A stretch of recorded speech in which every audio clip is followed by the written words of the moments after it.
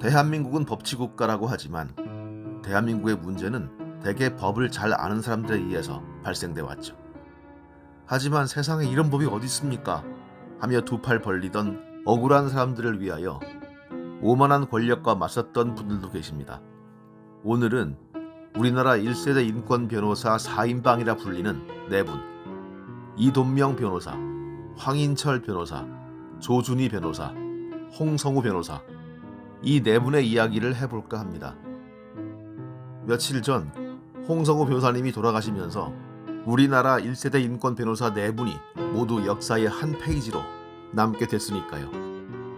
이 네 분 중 가장 연장자인 이돈명 변호사, 1922년생이십니다.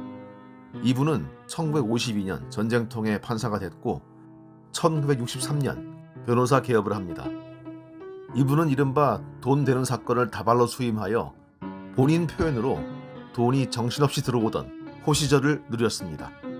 그런데 나이 53, 보통 사람들은 퇴직 후의 삶을 고민할 무렵에 그는 이전과는 다른 세상으로 뛰어듭니다. 1974년 민청학년 사건에 충격을 받고 까마득한 후배인 황인철, 홍성우 변호사를 찾은 겁니다. 나도 돕겠소. 본인의 회고에 따르면 박정희 대통령의 유신 선포 후 며칠 밤잠을 이루지 못하고 고민했다고 합니다. 거리에 나가 데모하고 싶은데 나이 50에 그럴 수는 없고 변호사 능력으로 도와보자는 결단을 했다는 거죠. 그 뒤 7, 80년대 민주화 운동의 사건 대부분이 그의 손을 거쳐갑니다. 허다한 죄인 아닌 죄인들을 변호하며 독재 정권과 맞섰던 그가 전혀 팔자에 없는 콩밥을 먹는 일이 일어났죠. 1986년 인천에서 일어난 대규모 시위 5.3 사태 때문에 수배된 이부영 전 의원은 먼 훗날 노무현 정부 때 국정원장을 역임하는 고영구 변호사의 집에 피신합니다. 그런데 이부영이 체포된 뒤 이돈명 변호사는 이부영을 자신이 숨겨주었다고 당국에 밝힙니다. 고영구 변호사의 노모와 와병 중이던 부인이 충격받을까 우려했기 때문이죠. 이 자수로 이돈명 변호사는 옥고를 치르게 됩니다. 후일 이부영 전 의원이 미안해하자 이돈명 변호사는 껄껄 웃으면서 이렇게 말씀하셨다고 합니다. 자네 덕분에 내가 진짜 민주투사가 됐다네. 조준희 변호사, 이분 역시 인권 변호사로서 민주화 투쟁 당시 관여하지 않은 사건이 드물 만큼 맹렬히 활동하신 분이고 민주사회를 위한 변호사 모임 민변의 초대 대표셨죠. 너무나 많은 변호사 이력 대신 판사 시절의 일화를 하나 소개해 볼까 합니다. 영화 킹메이커를 보신 분들은 야당 정치인 김원범과 선거 전문가 서창대를 갈라놨던 결정적인 모멘텀이 되는 김대중 자택 폭발 사건을 기억하실 겁니다.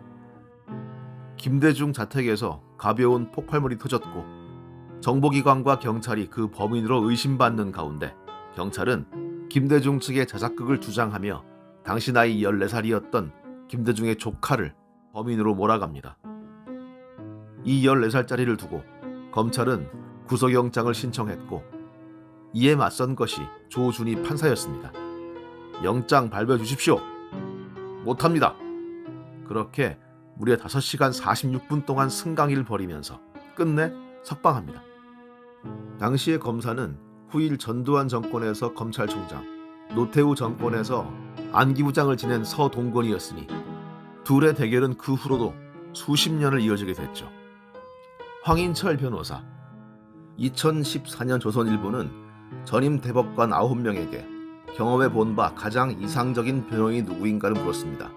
그때 3표를 받아 최다 득표를 했던 사람이 황인철 변호사였습니다. 한 대법관이 밝힌 사유는 이렇습니다. 변호사는 판사를 설득해야 하는 사람이라는 것을 가장 잘 이해하고 실천한 분이기 때문입니다. 그에 얽힌 일화 하나. 1982년 어느 학교의 미술교사였던 송기복 씨는 별안간 체포됩니다.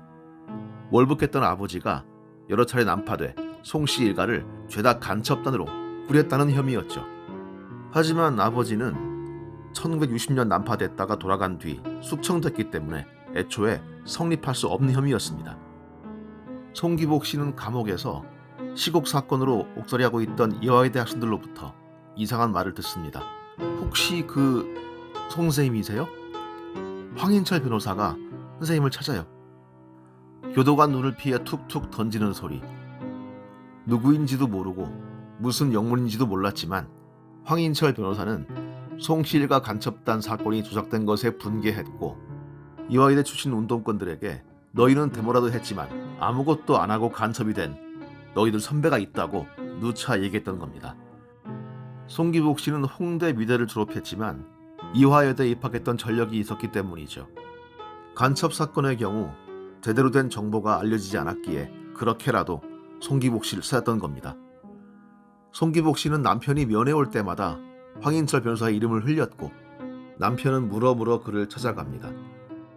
그때 황인철 변호사는 왜 이렇게 늦게 왔느냐고 반겼고 단숨에 송기복 씨가 갇혀있던 광주 교도소까지 내려가 송기복 씨를 처음 만납니다. 송기복 씨는 황인철 변호사의 이름을 듣자마자 울음을 터뜨렸고 황인철 변호사는 되레 송기복 씨에게 사과합니다. 늦게 와서 미안합니다.